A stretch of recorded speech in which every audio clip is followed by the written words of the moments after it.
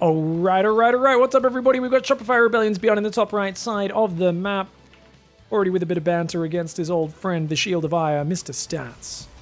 It is the quarterfinals, the ESL NA Weekly number 227. Stats has been coming back looking very good so far. Stats is a much slower player than a lot of other players, by the way. Wow. ByuN doing the barracks in the map. You know, the funny thing is if Stats clicks a probe across the map, it will purposely avoid pathing through here. And the moment he sees it veer off in a weird direction, he'll know that there's a proxy in the middle. Look, as soon as he sees it go south, he's going to know.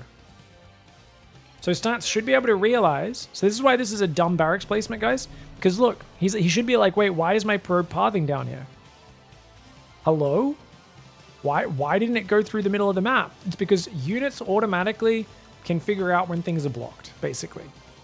It's just the way the game engine works. So yeah, I don't know what I like. Do I like this barracks placement? Not really. I feel like why not just build it on the high ground or here or something, but it is what it is. He can harass the gold base and of course jump in the main, potentially do a bunker behind that gold minerals as well if he really wants to harass it. Picking up a few gold minerals here while scouting. He's going to build a bunker over there, but of course Stats is prepared to build a shield battery of his own.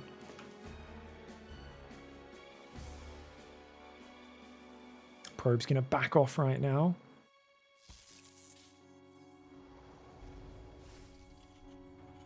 Pretty stacked tournament today. I mean, I feel like all the weekly cups have been stacked lately. It's good to see players just using them as good competitive practice, and you really do see top 10 guys rising to the top. And occasionally there's someone else who jumps in there and does a good run, and that's usually because they're on the rise. Think of NightMare right now. NightMare's been doing really good, making a lot of top 8s, a lot of top 4s. And I think Stats is soon going to be there as well. I mean, the fact that Stats already made the top 4 of GSL last season was incredible. And I think we're going to see, yeah, is he going to be super consistent? Maybe not. But I think we're going to see him grow stronger and stronger. I'm not saying he's going to, when I say not super consistent, I mean, he's not guaranteed to like win every tournament or get top 4 every season. But I still think he has a massive potential. Now, ByuN is really committing to denying that minerals. Which, to be fair, I don't even know why Stats is not rallying probes, because he can just heal up. I'm surprised he's not transferring a few more probes down to this gold base. Because, yeah, you can just stand here with the Stalkers and fight. That Stalker is in position. And the thing here... Oh, I guess you can't kill the SCV. Oh, this is the strength of this placement by ByuN. The Stalkers can't reach the SCV, so they have to kind of just... You have to build a second battery and just fight it. I do like that Stats left a little opening there to return minerals, so his probes aren't too screwed over. Does he have a battery overcharge?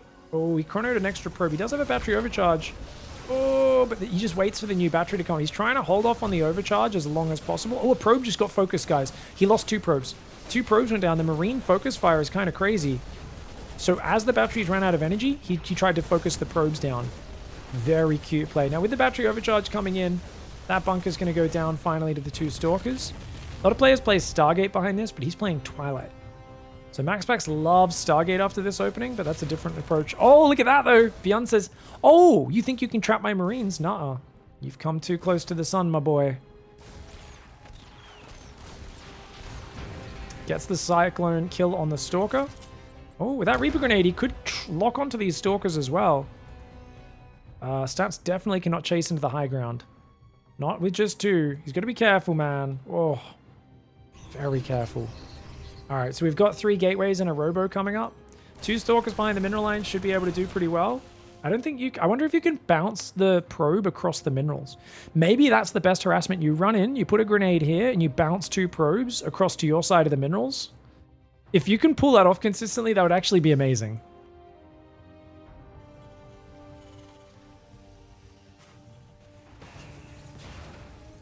Don't worry, guys. Those watching live, I will close out the predictions of the last match that we cast in a few minutes after this game. Just remind me in the chat as this game's coming to a close, and I'll wrap that one up. No bets for this one. Oh, he's gonna get himself a probe. Would be nice if he could get a second. That'd be super worth. If you get a scout and 2 probe kills, it's pretty damn good, man. He knows Blink is about to finish. He saw the 3 gateways. He saw the 3rd base timing. It's not bad for ByuN. Now, the problem for ByuN right now is even though he's distracted Stats, he's done a little bit of damage, this base is a bit vulnerable. He needs the bunker for sure. Yeah, the bunker and the tank. Because look, the Stalkers can blink up. The most exposed angle is actually if these Stalkers run on the right side, blink up behind his main mineral line. There's no tank covering that right now. If I were him, I'd probably put a tank in the middle somewhere just to kind of support the other 2 tanks. And it looks like, yeah, he's going to do that. So he's just playing very safe right now, trying to make sure he's completely comfortable. 2 tanks on the gold shuts down Stalker harass. 1 tank on its own doesn't really. You can still lose a few Stalkers. As you see there, one SCV kill, 2 SCV kills, doesn't really take much damage. So that's actually good trading for the Protoss because you don't really lose any hit points with only 1 tank. If there's a second tank or a bunch of Marines and Cyclones, that's where it gets more costly. So notice ByuN's like, okay, well, I don't want this to happen over and over again. Sieging the second tank means this will get punished. So doesn't quite get too much. He's only killed the initial 2 SCVs. Observer gets scanned. Well done. ByuN's going up to 5 racks, factory and starport. He's very committed on 2 base. Meanwhile, Stats getting that gold base push forwards is up on 3 base, pretty much fully saturated. He's going up to 8 gate, charge, +1, robo base finishing. He's already on 4 gases, and he's moving out to take a 4th base. Now, let's be honest, guys. That 4th base is entirely unnecessary. Yeah, okay, he's just building a spotting pile, and that's way better.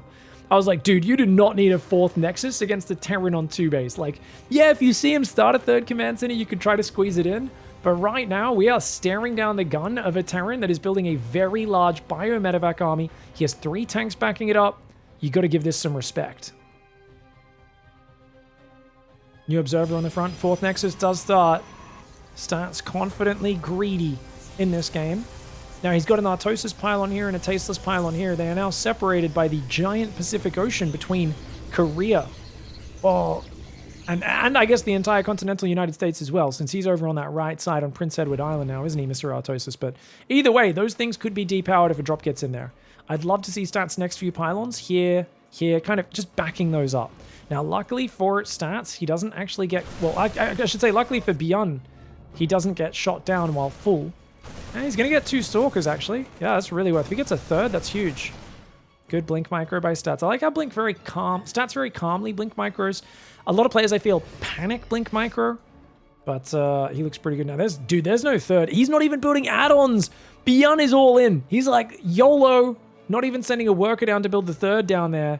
His bio's pulling back. Stalkers, Colossus, Zealots are buying time. Stats is still probing, which is, I mean, it's not bad to get a few probes on your 4th, but in this scenario, he just doesn't need it. He's going to go for +1 armor after +1 attack. I love it. Too many players just make +2 attack straight away. +1 armor is a faster upgrade, and it's amazing for the Zealot-heavy style that Stats is playing. Really good quality upgrade, and it's going to be faster and cheaper than going for +2 attack. Even though arguably Colossus benefit a lot, as do Stalkers from the attack upgrades, Zealots are a big part of this army. Oh, tanks are sieging. He's going to go for it. Stats Colossus need to land hits on the Marines. He's not really getting those big Marine hits because the Marines are being pulled back. Oh, nice Colossus pullbacks for Stats, but he only gets rid of 1 or 2 of the tanks. Now, he can heal with the battery across the gap. Problem is he doesn't have a warp in point here, so he can't warp in Zealots on this side. Oh, and he derps his blink. Oh, no. Oh, no, Stats. Okay, the minerals are open. He can run away. He can run away. The hole is open, guys. He can actually move through there. He can move through. His Colossus are actually okay if he runs away, but oh no, he took too long to realize, and he loses all of his Colossus stats. Trying to hold his base. You know, to be fair, he could have just given this base up and been okay, but he tries too hard to defend. Oh, the Zealots are going to get on top of the tanks, though. Is ByuN going too hard? The Stalker Zealot on the tanks. If he can kill the tanks, that would be big. He's losing so many Stalkers, though. So many valuable Protoss units are going down. That last tank just refuses to die. Another tank rallying in as well. There's landed Vikings as well. This is looking like ByuN has this in the bag. Up 40 supply. He should be able to continue into that main base and finish his opponent off. The only thing is he can't bring the tanks through there, so he has to pick those up with the medevacs. So his tanks are rallying in the wrong direction. Oh, ByuN not quite familiar with that. Oh my gosh. Okay, he's got to group his army back together. So that awkward opening actually kind of confuses ByuN and slows him down. I feel like if he just picked up the tanks, moved forward and sieged here, he wins this game. Because he'd be in range of the Robo right now. Now he's going to rotate around. This gives Stats a moment. I don't know if a moment's enough, man. Stats is still looking like he doesn't have the numbers. He's down 15 army supply. 3rd command set has only just started for ByuN. Remember, ByuN is still down 10 workers. Stats still has the economic advantage. It's just, can he really hold his own? Upgrades are even 1-to-1 versus 1-to-1. The Vikings are there. They take out the Colossus. They should be landing to help out on the ground. The medevacs are low on juice. The bio army is very heavily damaged. I like the tank focus fire. Notice he's always shooting the Stalkers, so he doesn't do friendly fire. and he gets the bonus verse armored. That attention to detail on the micro is what makes ByuN who he is, but just enough Zealots trickling through. Those Stalkers had to blink to let the Zealots through. They were kind of blocking them initially, and he does clean up most of the tanks. The supply is surprisingly close. ByuN, I think he's going to have to restart worker production and play a macro game, I believe, guys. He has built 2 more add-ons behind this. His factory is going to swap to Widowmine production now. He's like, tanks are too immobile, but he's not building workers. He's not dropping mules either. And remember, that gold base is half mined out, so his income took a massive dive while he was waiting for this third. Ooh, yeah, doing an all-in off the gold base is actually a really bad idea, guys, because you lose those first 3 mineral patches so fast. Now, as these mules come down, he's going to be in a bit of a better spot, but he's still not building workers. No. ByuN, oh, he's just going all in round 2, guys. He's going to go for round 2. He's going to build Vikings soon. Wait for the Vikings to start up. They will in a moment. He's going to go for 3 ghosts.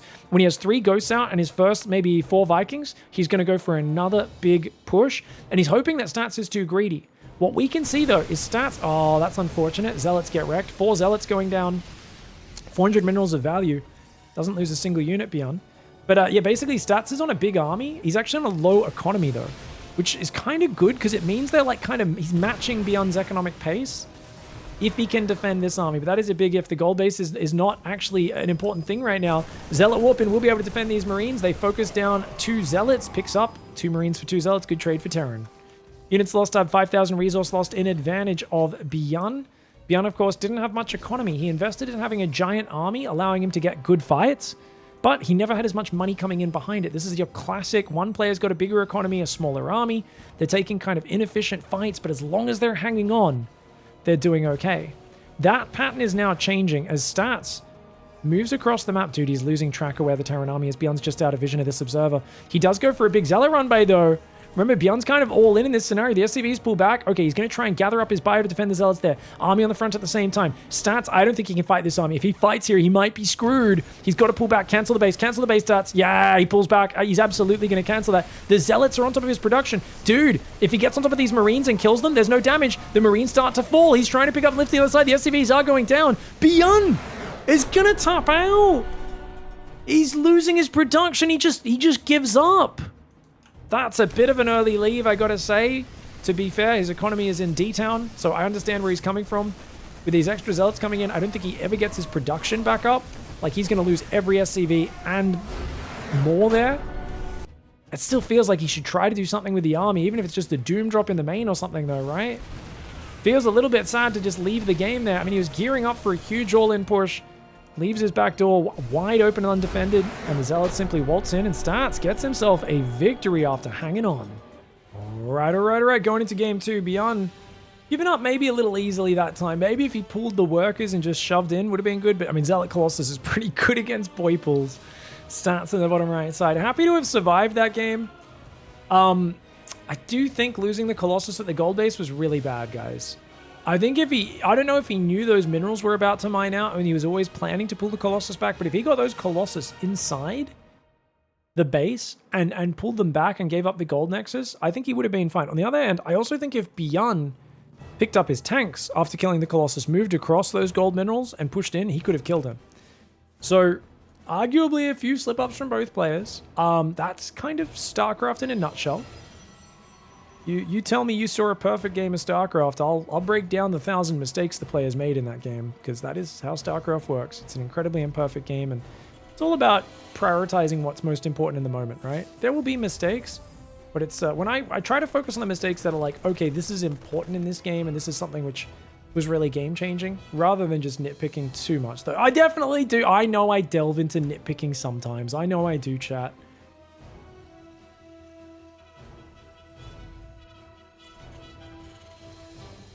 Hello. Are we seeing a 3-racks, guys? Old school 3-racks? Prioritizing minerals a bit more than gas. Looks like a 3-racks build. Ooh, yeah. Ooh, yeah. All right. ByuN's going to go 3-racks.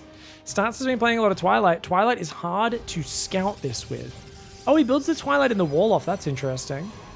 Hello.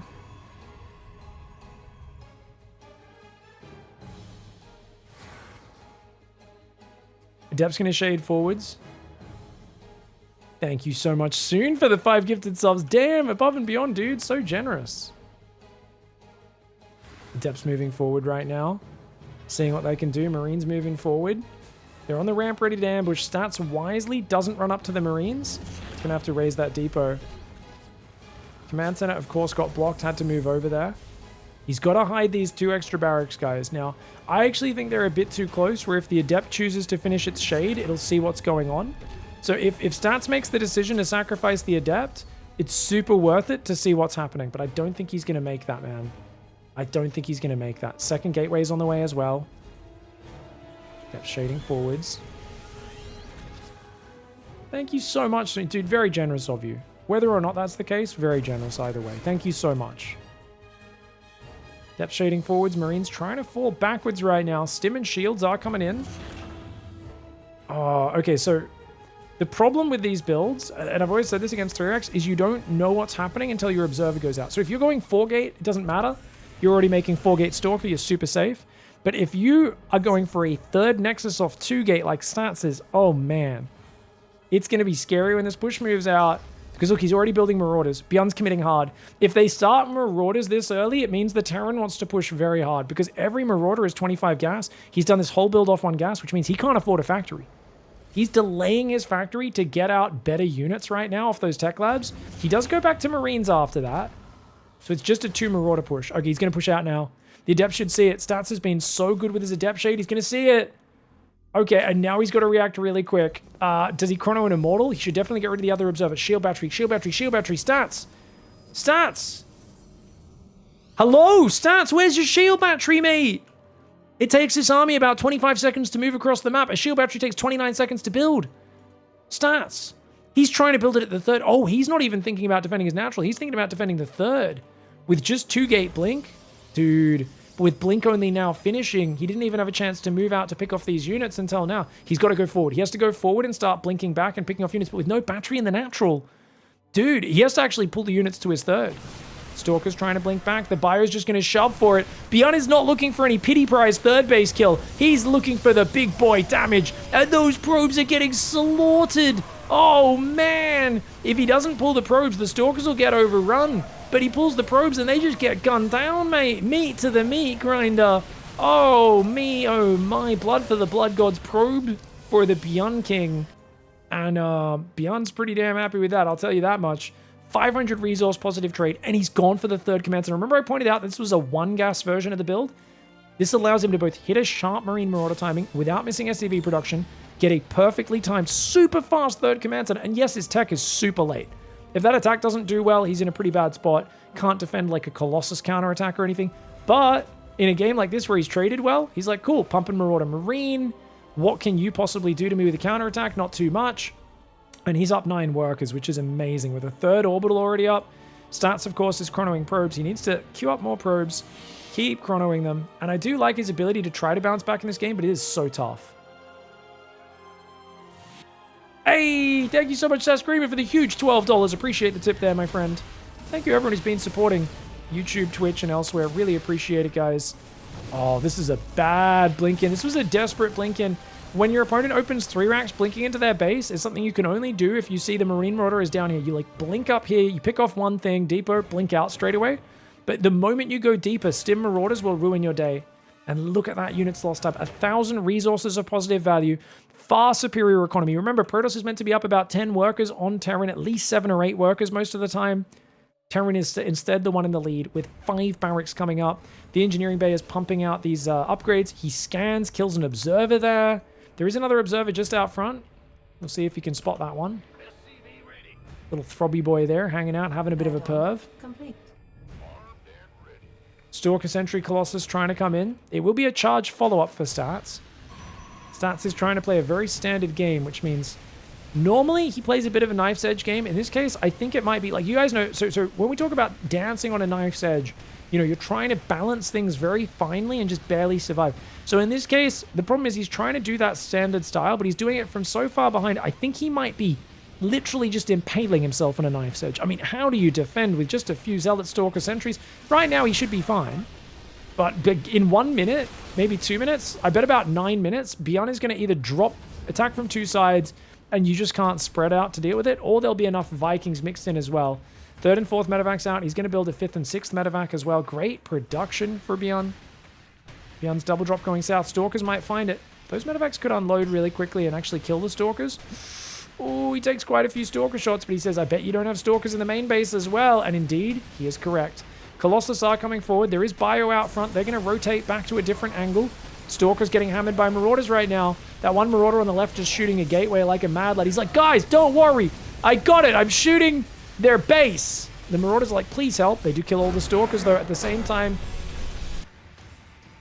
He stims in the front, and I'll show you that front fight that we weren't able to watch. I didn't want to make it too jittery, jumping back and forwards. But notice, he comes forward, clicks the battery, and then he's going to click on top of the sentries. Force fields do go down a little bit too late, and he's losing all of his sentries. The Colossus might go down as well. Probably will, yeah. The Colossus is about to fall. I think it was looking at that and losing all the Stalkers in the main. He was like, nah, I'm done. We're going to game 3.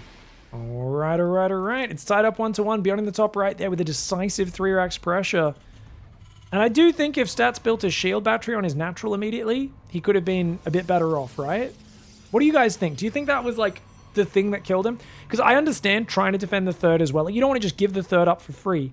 But on the other hand, I think losing the third Nexus is nowhere near as bad as losing all those probes and Stalkers like he did. So I think battery on the natural and maybe chronoing an Immortal, because you've only got 2 gate... I think chronoing Immortal and Stalkers is probably the biggest priority. Even cut probes if you have to as stats. And then getting a battery on the natural on the third as quickly as possible. I think if he adds an Immortal and a battery on the natural, I think that's a very different hold.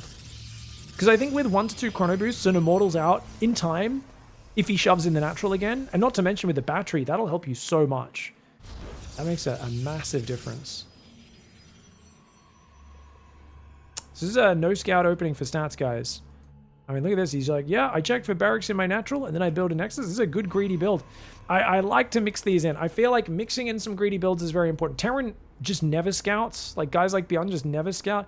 And it gives you an advantage. Having that little bit of minerals early, it streamlines the whole next part of your build. Look, he's pulling off gas. He's playing 3cc. ByuN's playing 3cc. Hello, ladies and gentlemen. Welcome to your 3 Command Center local neighborhood store. If you're coming here for the greedy, gluttonous Terran goods, don't forget to stop by ByuN's special shop, where he's selling 3 command centers, no defense, and a whole lot of Terran greed. Stats, on the other hand, down in the bottom left, has no scouting, so he's got absolutely no way of finding out about this and punishing it. Let's hope he happens to choose a build order that's good, either a greedy third base or some sort of bust. If he doesn't choose that, he might be screwed because ByuN will simply be ahead in the long game. Reaper Scout does get blocked there, third command center going up in the main base. Now, ByuN did not see the tech, and that's because, well, guess what? The tech wasn't started. Twilight Council's going to go down there, and oh, it's a sentry. It's a sentry, so he will scout the third command center very early with the hallucination. Big thanks, Esseltech, for the subbies. You absolute savage, Esseltech, a big supporter of the channel. Thank you. Probe's going to be pulling back. Reaper's just having a little bit of a bounce around. Oh, don't you dare escape. Oh my god, he's going to get out, isn't he? He wanted to hide the sentry. If he brought the sentry down, he might have been able to kill that, but does lose a probe, and it gets out. It's kind of annoying for Stats. He does build a blind shield battery for safety and a second gate, but it's telling him for that hallucination in a few seconds. By that point, of course, the third command center is already done. It will be a 3 racks afterwards. ByuN super mineral focused. You see just 1 gas mining. Rallying down to his natural now is what he's going to start doing. Is missing a tiny bit of SCV production, but he immediately corrects that. Now, the hallucination has come out of that sentry the moment it got 75 energy, and he will be coming across the map. I don't think the Reaper saw the Twilight earlier, but if he jumps up here, he will confirm this is indeed a blink opening. Very standard stuff. Yep, sees that. Stats playing standard. Who would have ever known? Check it out, guys. Hallucination comes in. He sees the third command center. Very important for Stats to know what he's playing against. And he's going to very quickly move out and drop a third Nexus, which is absolutely the correct response. Now, I personally feel like... I was about to say charge drop is really good here. But you know what? He's already thinking about a 4th. Stats. Is he going to do an Estrella? Oh, he's thinking about doing an Estrella. He's going to start with a Pylon. But I know Estrella, when he scouts this build, drops a 4th Nexus straight away as well.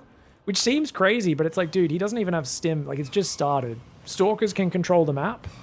And yeah, you want to probe up really hard. So I remember that for a while there, Protoss players, even when they scouted the third command center, it felt like they wouldn't constantly probe. They'd like cut production of probes to build gateways and then they wouldn't even do a timing attack. And I was like, I was watching these top tier Protoss players scout and do nothing with their scouting information. And I was kind of like, man, I feel like Protoss is meant to be the strategic race where you push your economy to the situation, you know? But it was kind of surprising to see that. Now he's building a battery, and the reason for that is he's only on 2 gate with a few sentries, right? So he's like, look, I'm relying on 4 stalkers and 3 sentries to keep me alive. I'm going upgrades, Robobay, 3rd Nexus, non-stop probes, and I do think he'll take that 4th, probably about 5.5 minutes. No way, man! Thank you for the generosity, Maxim. Maximk. Appreciate the lovely love, you psychopaths. For those who don't know, in my community, we're a bunch of pigs and we like to slap bacon. Which sounds like that. That's how we clap. It's like clapping for normies, but for us, we go... Just a little way of saying thanks to everyone who does watch the channel, support the channel. It doesn't have to be a monetary way of supporting the channel. Just hanging out, watching the videos, commenting, chatting. All that stuff makes a really big difference. So thanks everyone for being part of the community, allowing me to continue doing what I am doing here in 2024. Something a lot of people have been telling me. It's a dead game and I can't do this for about 10 years now. We're still here every day doing StarCraft. 2 Stalkers do go down. I think that was okay though, because you forced him to stim a lot of his bio. You see the setup. You only lose 2 Stalkers. You got an SCV. You know, I don't think that's too bad. Yeah, you used your recall, but that's okay. Now, interestingly, I thought he'd go for an earlier 4th. He's not doing that early 4th I was talking about, but he's streamlined saturating his 3rd so early. And he has gone to, what, 7 gates, Colossus production, +1, extended thermal lance, and now he drops that 4th still at 610. This is probably like the safest way of executing this, where like, yeah, he's only got a few units, but his force fields can buy him a lot of time. And the moment the Colossus joins all those force fields, dude, those units support each other so well. Look at that. And in the moment, like within a second of the Colossus popping, he gets just enough money to start another Colossus. That is insane. Soon gifted a sub as well. Thanks, mate. Okay, look at that. Scans the Observer, double drop on the left. Second Forge goes down. It's only 7 gateways coming up. Remember, the last 3 are just transforming right now. So that brings him up to 7 gateways. And see in the structures tab. 8 actually. Sorry, never mind. I'm not good at counting. Numbers aren't my strong suit, guys.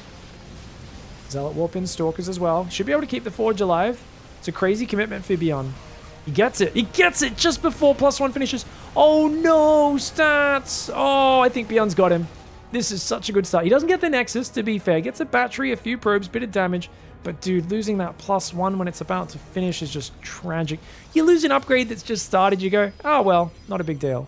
Now, just to, I talk about this a lot, so I know the regulars will be annoyed at me, but this is for people. There's a lot of people who go, oh, and he didn't even cancel the upgrade. Lost an extra 100 minerals, 100 gas. That's not how it works, guys. In StarCraft 2, doesn't matter if a building dies with an upgrade on it, you get a full refund for the upgrade. It's exactly the same as if you cancel it.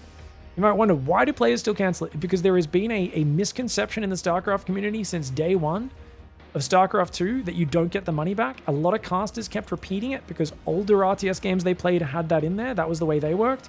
And they basically promulgated this blatant lie. It was just people were, you know, it was a misinformation sort of thing. People just didn't really realize that wasn't the case. And like one person said it, someone else believed it, and they repeated it. And it just kept going in circles for like the first 5 years in StarCraft 2 repeatedly.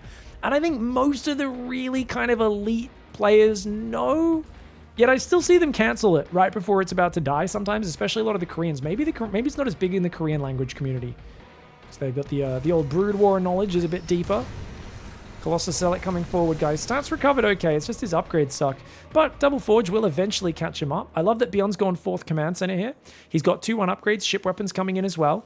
He's on 5 barracks. Starport Factory. I think we'll see 3 more barracks or a second starport soon. I don't know which one he'll opt for. I would actually like the second starport because I love range libs. But he doesn't need a lot of Vikings because there's only 2 Colossus, and it's actually into Disruptors. Now, I love the 2 Colossus choice. I think if you go too heavily into Colossus, like a lot of players build 4 every game. Your opponent builds 12 Vikings, man, they are so high value, and they just scale so well. I feel like the 4th Colossus does nothing for you unless you're miles ahead and you kind of catch them without that many Vikings. Observer's giving good vision to stats. He's got 4 Disruptors coming out, his 5th base coming up in the front. He's still only on 4 gases. This is the way Stats loves to play. He's got 4 more gateways, so he's going to go up to 12 gates.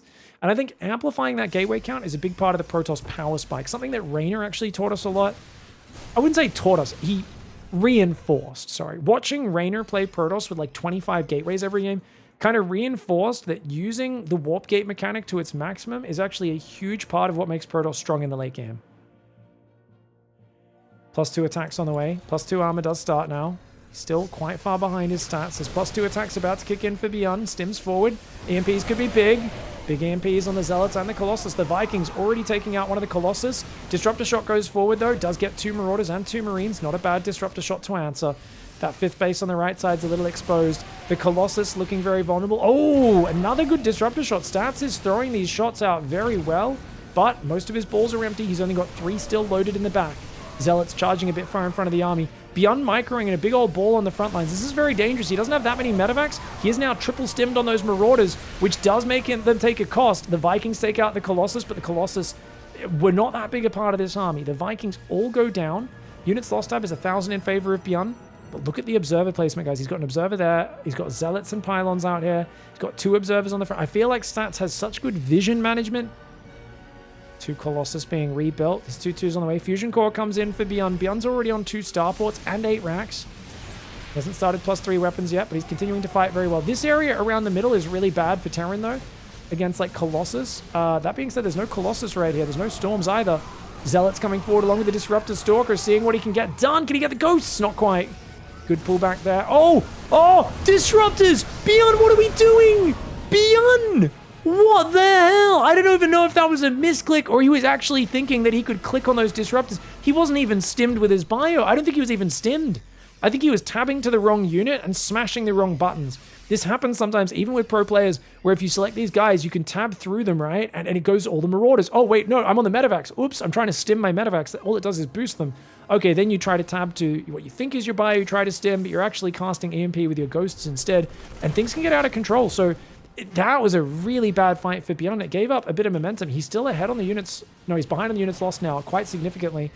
Liberators are coming out 4 at a time, but now Stats has full map control. He's got a forward gateway building as well. Easier than spending 2 supply on a Warp Prism. Fantastic. Takes longer to set up, though.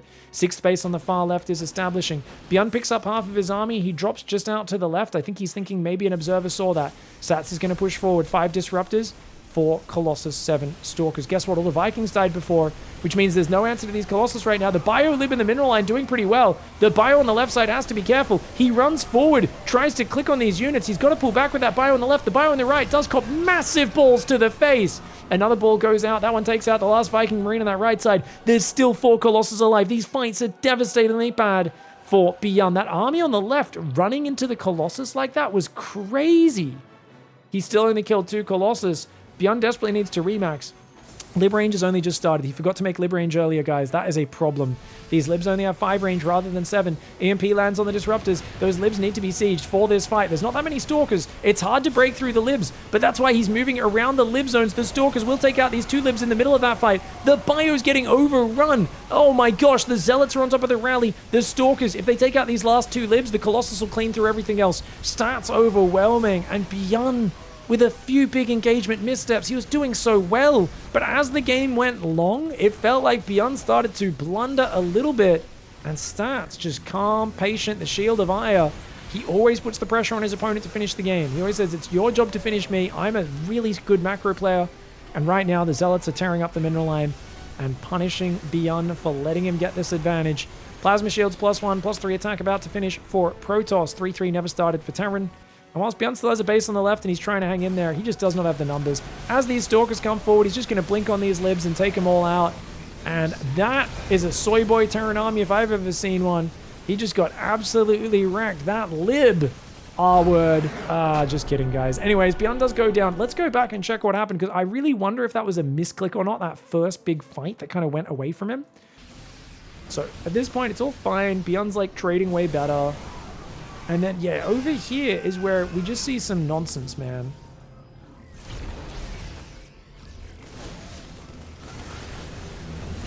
That's... yeah, what was going on there? Let's watch this from ByuN's camera. I rewound a little bit. I'm going to put this on actual game speed, guys, so we can try to figure out what he was doing. He was watching. He is watching. He sees that disruptor. He pulls back. Clicks forward. He stims. He clicks on the disruptor. There's just too many disruptor shots. He wasn't getting in range enough to change targets, and because so many Zealots jumped on top, they kind of blocked him from targeting the Disruptor down. So let's just watch that one more time, and I'll break it down frame by frame. So as soon as that happens, so he's like, cool, that's fine. I'm going to stim and click on this Disruptor. But notice he doesn't get in range of it. So he stims, he clicks it, but he's not in range with his whole army, so he doesn't one-shot it. He gets it in the red, and then he changes targets to the other Disruptor, which means that first Disruptor shot goes off because he misjudged. And then he gets another Disruptor, and then he focuses the first one down, but by that point, there's 2 other Disruptor shots that have gone out of 3, and all 3 of them blow up in the back of his army. Yeah, they kill some Zealots as well. But dude, that was a lot of packed in bio, and that was just a slight misjudgment by ByuN, costs him massively. Stats wins it 2-1. Really nicely done, and Stats is showing he still has what it takes to fight with the big dogs. All right, guys. Dark at the bottom right side of the map, up against NightMare in the top left. I believe this is the semi-finals of the ESL NA Weekly number 227. NightMare blocked him, comes to the high ground, spots that third hatchery, make sure Dark's not doing any of his usual shenanigans before going for the worker harass. Obviously, Dark comes in as a favorite here. NightMare, I'm always curious, though, how his PvZ is going, because he's done pretty well versus Reyna recently. Other than that, though, I don't think he's got usually a good record versus Solar and Dark. I'd have to look up the stats, and I could do that between the games. But we'll see how this goes, man, because right now, it feels like Dark has a mixture of sloppy openings and less decisive all-ins in this matchup. Like, I haven't seen him just killing Protoss players as much recently, which has been different. Now, this is a very quick rallying onto gas. So Dark clearly wants a very early link speed to make up for having to take that third base. Probe is out there.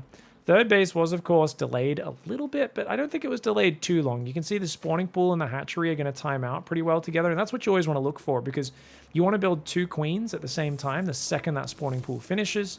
And it's about 2:01 normally when that happens. So there we go. 2 queens start up. He's going to pull off gas in a moment here. Notice he's at 88 gas, so he should start pulling off now. Slightly late, not a big deal. Link speed starts, transfers down to that third base location where the natural had to get expanded to. Big thanks, James, for the sub, mate. Appreciate the 9-month sub. I got sick in Japan, says Activillain. I think a new variant of COVID, and I'm stuck in my hotel room. Oh, that sucks. I don't know if it's like Korea, but I remember in Korea, man, when you got sick, you would get mega sick. Their like colds and whatnot were crazy. Their colds were insane. Get that proper man flu. I didn't get sick at all in Japan. I usually am pretty good when I travel. I don't get sick very much. To be fair, I did get COVID in Spain, didn't I? Did get COVID in Spain a few years ago. That was a fun time. To be fair, I'm like a weirdo. I don't know about you guys, but like in short doses, getting sick and being forced to just sit at home and like watch TV and play games and do nothing and having an excuse so I can like guilt-free not like work or exercise or whatever. I kind of love it. Does anyone else have that? Like, you're like, yes, I have an excuse to be like my true lazy self, you know, with like guilt-free just chill time. It's kind of nice. I think it's also because when I get sick, I'm not that incapacitated. Like my wife, for instance, she like can't even enjoy watching TV or anything usually when she's sick. She just feels like super out of it. And she's like, kind of like a zombie. Whereas even when I'm quite sick, I'll still like really enjoy watching TV shows or putting on podcasts or like being in that fever days and just, you know, drifting in and out of sleep, having some weird dreams. Like, I don't know why. The whole experience for me is kind of nostalgia. I think it brings me back to my childhood when I got sick more often. There might be something wrong with my brain. Anyways, Oracle opening for NightMare. He's keeping an Oracle and Adept at home. He's playing super safe. NightMare? Yeah. Okay, now I'm remembering. NightMare does this a lot. He plays very conservative PvZ openings like this, where he's like super slow to go across the map, doesn't chrono adepts, just tries to play very standard and straightforward. And I've seen it work really well. Some games really poorly, other games. I guess it comes down to how well Dark can take advantage. And so far, Dark's doing a good job of not getting supply blocked.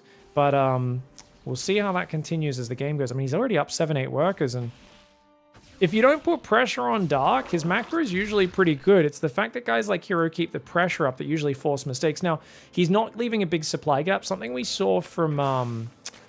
who was it we were casting the other day? Was it Sue? There was a player who had like a 40 supply gap at this point, which was arguably a bit inefficient because it's more than you need.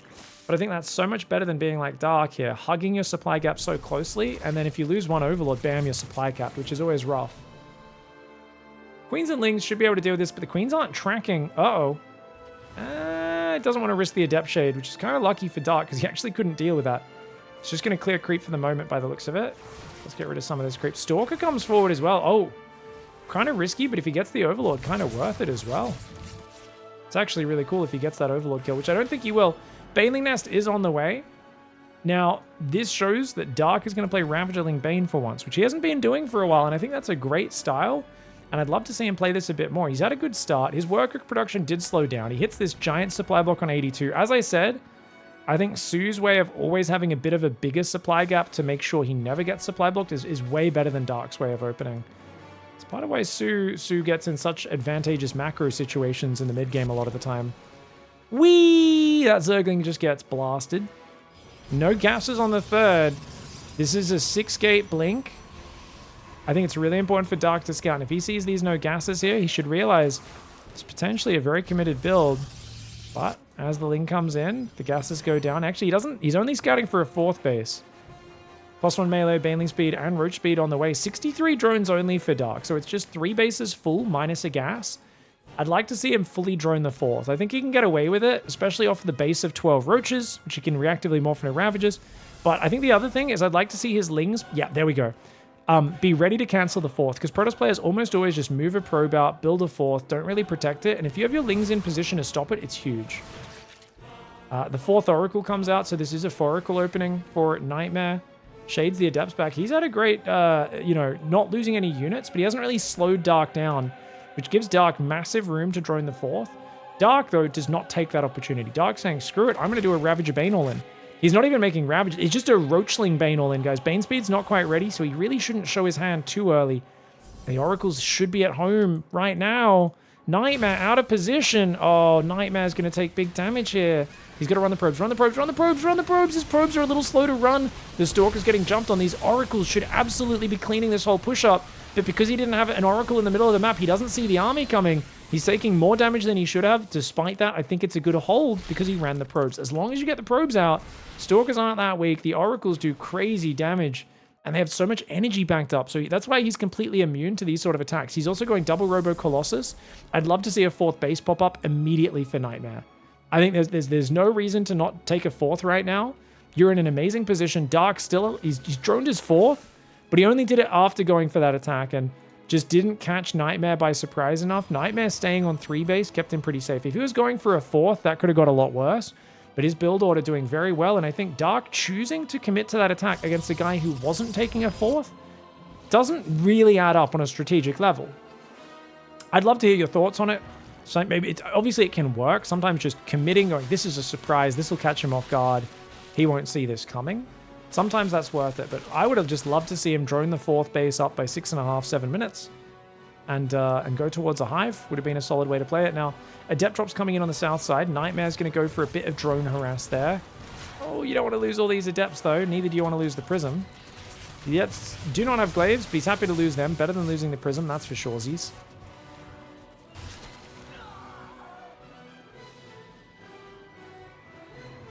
Two Colossus coming out. That's going to be 4 Colossus. I wouldn't mind a few Chrono Boosts getting dumped into one of them so you can get a extra Prism out behind it, since this one might die.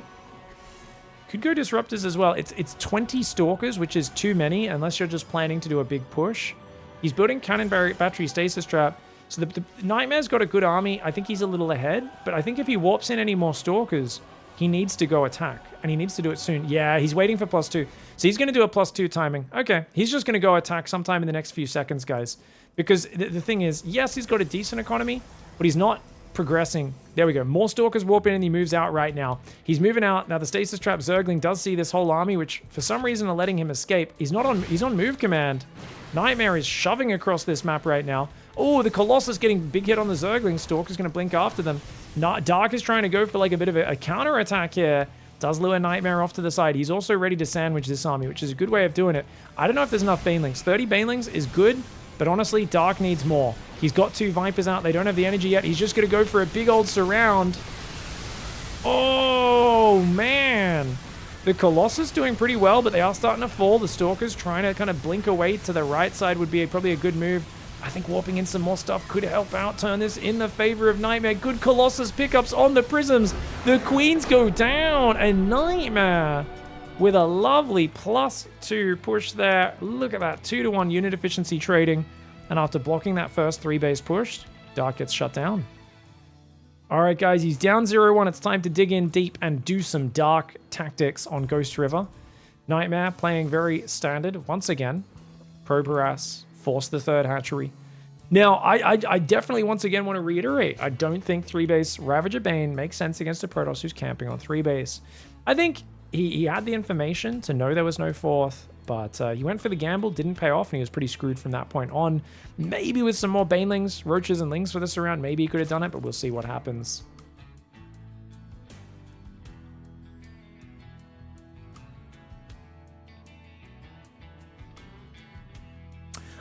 So someone was asking about why Zerglings run around in circles sometimes. So if they're told to attack a specific thing and they can't get to it, they'll keep running around trying to get to that specific thing with a move command or an attack command, yeah. It's weird. I feel like I saw these two guys fighting yesterday. I cast a Dark Hero match yesterday. I was doing the best games of StarCraft yesterday. I cast a Dark Hero match. Maybe that's what you're thinking of. The thing is, Dark plays like 4 tournaments a day. So if you tune into a lot of StarCraft, you're going to see a lot of Dark. His games are also some of the most fun.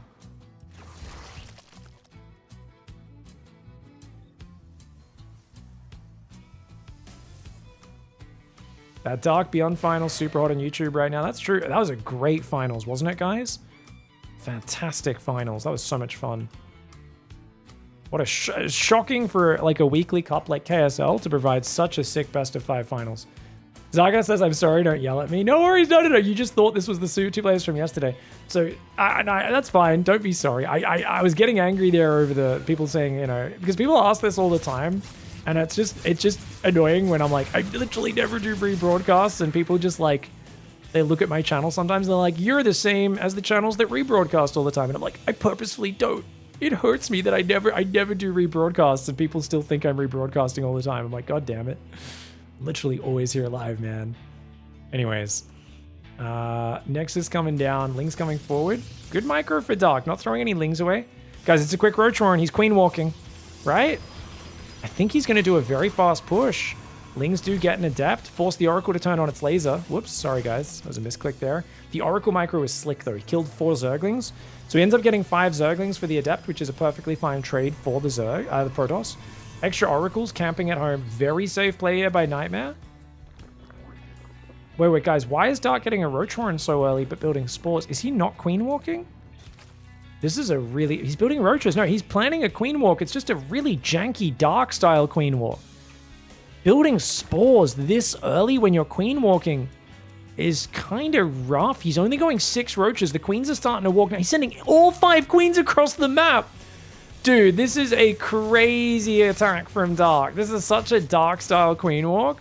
To be moving out like this is kind of insane. The Roaches have to come back to defend these Adepts. This is a cute move by NightMare. It kind of delays the Roaches getting across the map. As long as the Adepts focus fire the drones, he can do a good bit of damage, man. The drones try to fight as well. His already small economy is getting wrecked. Dark is so all in with this move. Now, to be fair, this hits like a brick poop shoot. It hits so friggin' fast and hard, and it's hard to stop, but he's not morphed many Ravagers yet. Only 2 morphing. He's doing this off triple gases Dark, but he lost a lot of gas mining on that third. One of the Oracles does go down. The Oracles are killing a few Zerglings, but as those Queens get up those ramps, the Oracles will get pushed back. The Lings should go into the natural, I feel like. Oracle's laser beam still on. Could turn around and fight over here over the third. NightMare, I would have loved him to do that. NightMare wisely is giving up the third base, and I think that's the absolute correct call. But he's got so few units right now, which is kind of the problem. Oracle still has its energy turned on. Needs to use that Oracle to kill these Zerglings, man. Battery overcharge does go down. He should heal the Cybercore. He should heal that Cybercore up. NightMare's wasting battery overcharge time right now. Heal the Cybercore. Oh, he's not quite doing it. I guess he just wants it to be ready to heal the units, but that loses him. He could have healed a good 500-600 shields there. Cybercore's going to go down now. Doesn't have a new one yet. It is building, but it's only halfway done. He warps in a Stalker quickly before it goes down. This is a pretty good setup for NightMare, but he doesn't have a lot of firepower, and the Stalker's a massive overkilling on these Zerglings. You got to hold position. The Oracles. Oh, he doesn't hold position his Oracles very well, and the Stalkers get surrounded. Oh, no. If he pulled the probes and held position the Oracles, he might have saved a few more Stalkers. And then this Zealot Warp in would have been excellent. But now that he's lost his range damage output, I think NightMare might be dead. Dark getting in there with a vicious all-in. It's a Dark style Queen Walk. It is far from efficient, but it is sick. Sick, sick, sick, sick, sick. Very nicely done, man. He's only now starting to build queens behind this as well, guys. He just started building queens behind it. Only then. So he was super all in. But he gets the win. A win is a win. All right, let's go. Dark gets himself a win on the board. Bit of respect from his opponent as well, no doubt. But it's a bigger map here, Site Delta. One which it's harder to pull that off on. Now, that is a 13 pylon, guys. 13 pylon, you can get this probe across, and you should be able to block a 16 hatch. And it does look like Dark is going for a 16 hatch, so he will not be able to get that down. He sends this drone out earlier than necessary to get a 14 hatchery, though. Oh! When he sees the probe, he sees the probe. So you see, he sees the probe, and he says, no worries, let's go 14 hatchery. And he's delayed his droning. Don't get me wrong, this is expensive. You lose a lot of mineral mining, but they sent a probe across this early, so this is actually a really smart move by Dark, and it allows him to avoid getting blocked and get in a good position. Now, Dark has not doubled up his workers on this close heavy patch, but because the probe harassed him, it actually brought his attention to it, and he fixed it. So NightMare just optimized Dark's mining for him. That's actually friggin' hilarious. Dark does fix the mining there as well. Gas goes down. Dark's been pretty good about fixing his mining. And NightMare's not really getting any value out of this, which is surprising because Dark's normally got pretty sloppy defense of that, but in this particular game, actually really doing it quite well. Nexus should go down next, so that's a 20 supply Nexus. Mine 5 minerals, and that's, you just don't have enough to build the Cybercore yet. And then look at this, right as he gets 150 minerals, instant Cybercore. Oh, slight delay there. Looks like he was microing his probe, being a bit cheeky. And he starts a probe. Builds a second gas on 75 minerals. There we go. Should queue up one more probe down here in the bottom right. You can see that second probe queues up. And then we'll see that next pylon right now. Where's he? Oh, he's going to build it here, is he? He's going to build it on the left side. So he can hide his Stargate in the back potentially, or Twilight Council. Now, we can see that it's rallying onto that second gas. Yeah, I think he's going to go Stargate. NightMare seems pretty confident with the standard Stargate build. Good mix of Twilight Council build in, but Dark's quite strong against it.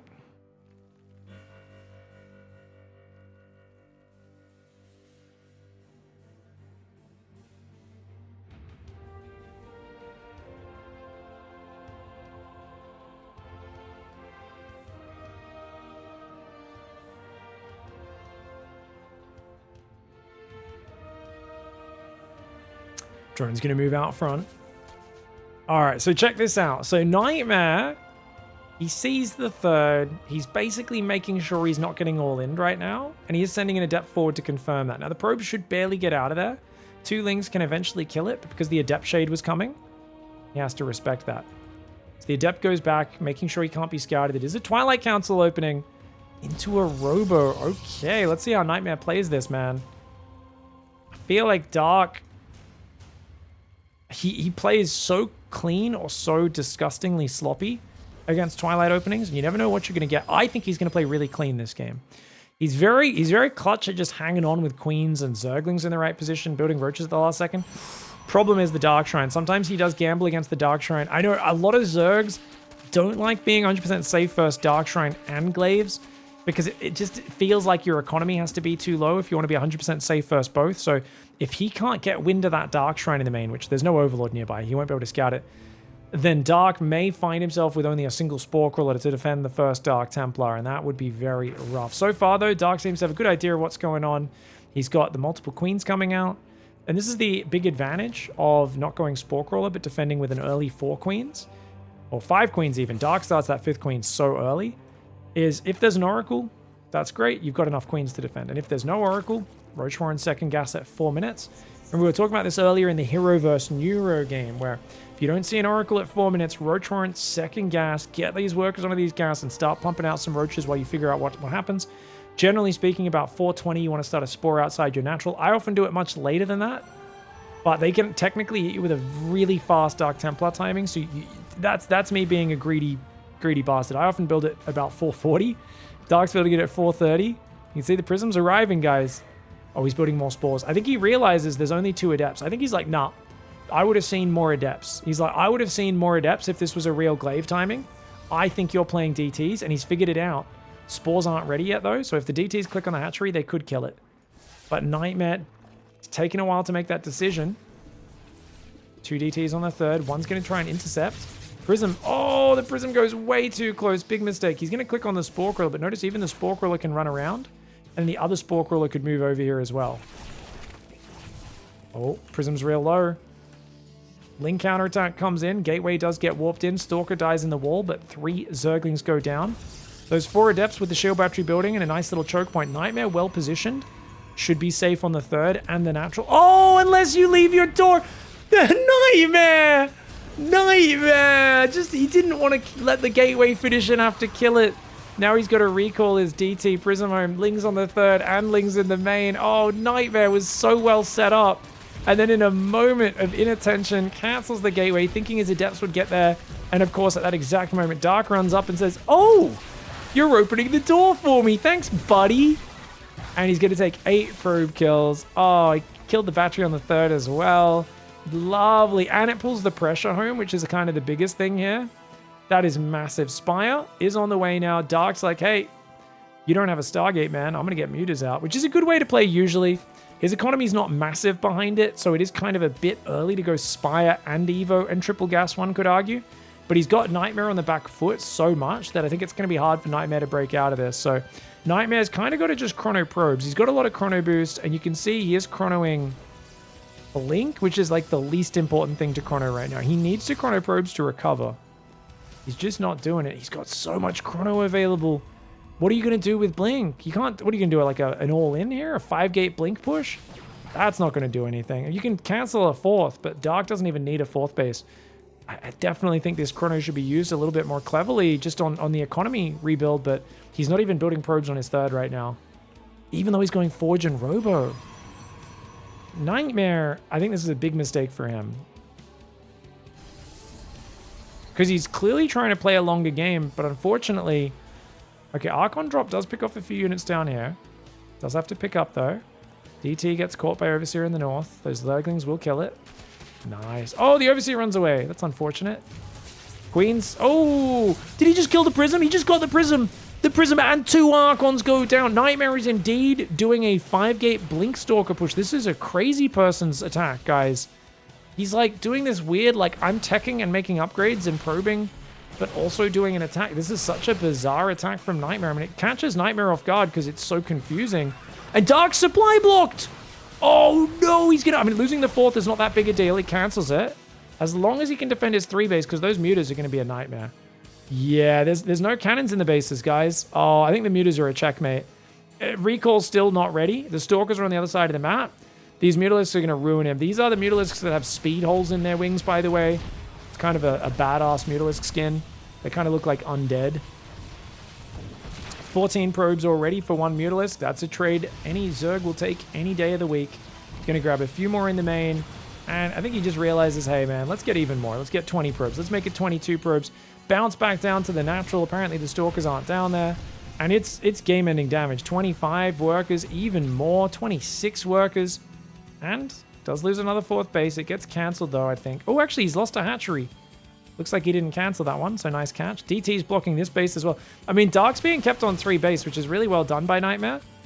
But NightMare is finding himself trying to defend a mass Mutaling play with just Stalkers, and that feels bad. Feels bad, man. The DT, I think, just denied that drone coming over. Dark struggling to get a 4th base up so hard. But he's still up 13 workers, so it just doesn't matter.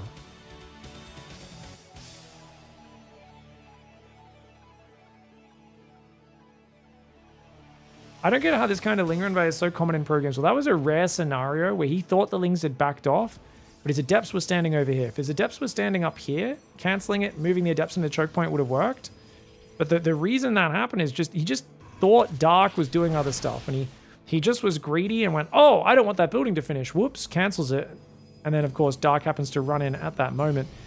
And that one was a bit of a rare one. The hero run-bys in the wall-offs are much more common.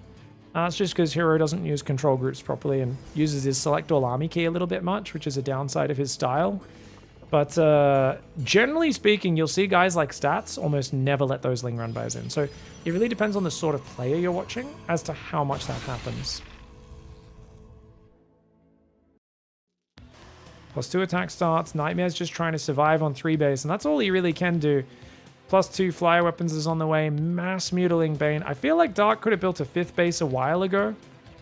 He's on 27 Mutalisks, which also I thought really should be actively trading. I don't know about you guys. I feel like he should be bouncing around here. High ground, low ground. You know, the Stalkers can't be everywhere.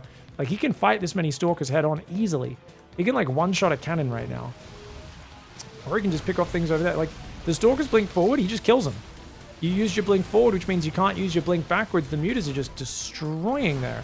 Every time they blink forward like that, it's a good fight. Yeah, just move south so the Stalkers in the top can't fight. Kill 2 or 3 Stalkers, pull away. You lost 4 Mutas for 10 Stalkers so far this game. This is amazing trading. And especially when you're on 4 bases against 3. 5th base is kind of slow. I would have liked to see a 6th base as well. Dark definitely a little bit slower in the economic growth than you normally see with this style. Stalkers are going to chase him down, but with the Lings and the Mutas together, the Lings actually do quite well against the Stalkers. The Mutas, do they click the Colossus? No, he's just going after the Stalkers themselves. Says, let's let the Roach deal with the Colossus. The Mutas overwhelm, and Dark there with a fantastic play. I want to show you guys that silly mistake of NightMare that he'll be kicking himself for. About 5:30 is when that happened, guys. So remember, the Lings came in, he walled off, whooped into Adepts, really solid defense. And then all he needed to do was move these Adepts over to the right side, over here, cancel the gateway, put them in the wall. But he just thought, oh, okay, let's cancel that, move them in. Just a little sloppy. He was just kind of counting on the fact that, oh, what are the chances of Dark probing at that exact moment and trying to get back in? Because look at this from NightMare's vision. The Lings have backed away. They've gone to the 3rd. We're multitasking. The Lings have backed away. Okay, we're going to morph an Archon, warp in another DT. We should be good. Focusing on this. No worries. Let's just cancel that. Get those in the... Oh, shit! Seriously? Just a bit of a dumb mistake there for NightMare, and it costs him big time. GG, well played for Dark. All right. What's up, ladies and gentlemen? The king of Protoss, MaxPax, best Protoss player in the world, is facing off against one of the old kings, the Shield of Ire.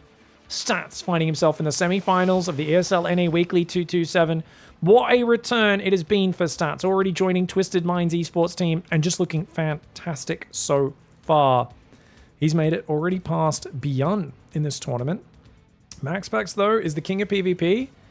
And I really wonder how well Stats can do against him, because Stats is another defensive Protoss. MaxPax at his core is also a defensive Protoss. Now, interesting variation in the build order. Single gas for MaxPax, which means he's hoping he can get the Nexus down, whereas Stats is playing double gas. So Stats is assuming he's going to be blocked. MaxPax is hoping Stats doesn't block him correctly. Stats checks the second gas. Ooh, he sees the second gas wasn't mining. Is that a tell at this point in the game, though? Maybe, maybe not. You really want to commit to a pylon here, usually as Stats. But actually, MaxPax, upon being scouted, goes for the second pylon and the second gas. MaxPax is like, he's going to block me, isn't he?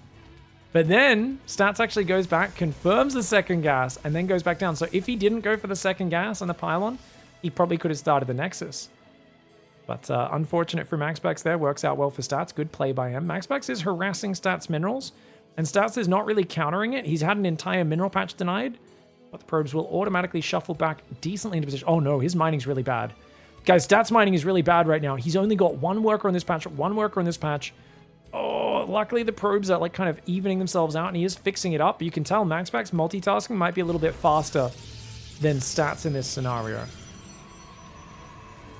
Stats, though, has an amazing ability to play his own game in StarCraft. I guess MaxPax has the same.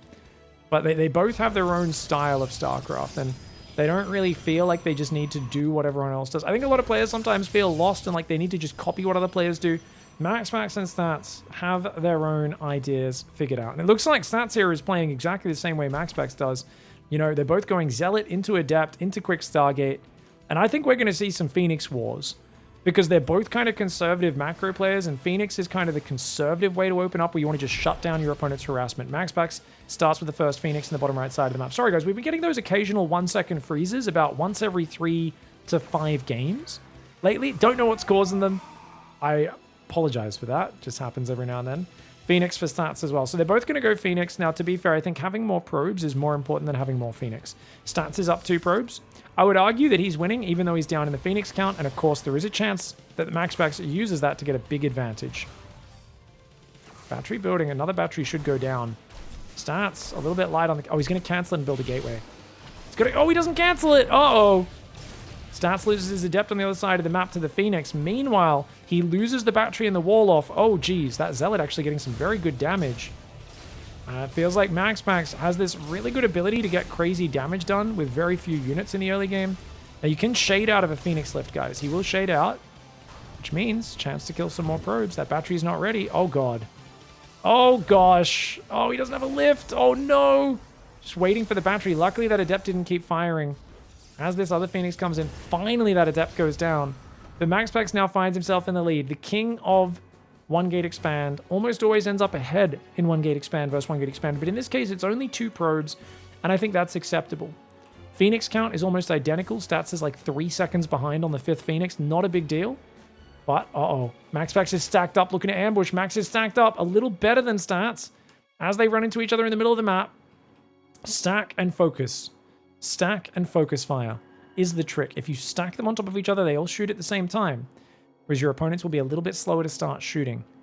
Stats, look at the way he's keeping them with a little patrol path. He's keeping them mostly stacked on top of each other without having to look at it. MaxPax is bringing a probe forward to try and scout where the enemy Phoenix are. And then if they go to lift it, his Phoenix can initiate. Very clever play by MaxPax. Both players on 2-star Phoenix. 4 gases are now up for both sides. Stats hasn't quite rallied onto the other one. Oh! Stats picked up the probe. He made a mistake. He made a mistake of picking up the probe. He loses 2 Phoenix for 1. That's a disaster. MaxPax. Oh, he uses a single probe to win the Phoenix War and win the game. That's it. That's game over. It's game over because you can camp on top of their Stargates now. You can pick off probes. I got to show that again. I did not think he'd take the bait, guys. Let me show you what he did there. He took the bait. You pull out your own probe to fight it if you want. But look at that. So his first volley goes on the probe, but he's already lost a Phoenix. He kills a second. He kills a different Phoenix, but then he loses a second one, and it's just game over. All right, guys, going to map 2. MaxPax looking a little bit more confident, just in that little baiting maneuver. And oh, they're kissing. Oh, so cute. The probes there running into each other and kissing. If they're not clicked on a mineral, they won't path through other units, guys. So that only happens if you both kind of happen to just run into each other in the middle of the map before the units kind of figure out their way around each other. So yeah, mirror matchups are like this, where if you kill one of their units first, it can kind of spiral. Like if you have Stalker versus Stalker, and you're both at like about 9 Stalkers, which is enough to one-shot an enemy Stalker. If you blink the Stalker that they target fire, and their whole first volley does no damage, and at the same time you one-shot one of their Stalkers, and they don't manage to dodge it with blink, you suddenly, on your next volley, you kill a Stalker, and they hit a Stalker, but it survives on red hit points. And then you kill another Stalker, but they've only killed 1, because they had to use another whole volley to finish off a red hit point Stalker. Like, there's these, like, weird little breakpoints and spirals, and with something like Phoenix that are crazy high damage, very fragile units, it's amplified. Ling versus Ling is similar. Muta versus Muta is kind of similar, though it's a bit slower, but Phoenix versus Phoenix is, like, night and day. It happens so very quickly. So very quickly. Pig, would the other player lose automatically if they don't go Phoenix as well? No, you can go Stalkers for sure. Yeah, you can go Stalkers, but because they both played Stargate, you either go Phoenix or you can go Oracle, but your Oracles obviously can't beat the Phoenix. The idea is to do damage when there's only 1 Phoenix out, recall it, and then hide your Oracles, and when the Phoenix are harassing you, fly in with the Oracles and do damage while transitioning to Stalkers. That's the way to do it. Proxy Robo coming out for stats, guys. MaxPax is looking everywhere, and he's about to find it. Proxy Robo has been spotted. 2 Stalkers coming out. He's got his 1 gate expand on the way. It's a classic MaxPax style. Oh, he's supply blocked for a second. There we go. Chrono's the Oracle. Adept should be able to get away from that Stalker. He should shade away if possible, just to make sure this Stalker can't kill him. He's going to take a fair bit of damage either way. 3 Stalkers on the map against just 1 Adept and 1 Zealot. The Adept shade will get him back to safety. Adept, a Zealot, and a Stalker should be able to defend with the shield battery, but MaxPax should probably pull back to the high ground. That Stalker could get some damage on that Adept that's already very low on shields. 3rd gateway goes up and home. There is a shield battery that can defend an Oracle, but the Oracle can still either stasis trap or it can turn its laser on and do damage through that battery healing.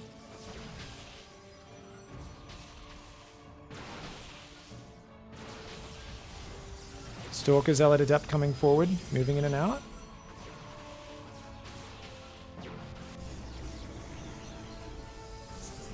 Oracle's going to go for the laser. Stasis. Oh no!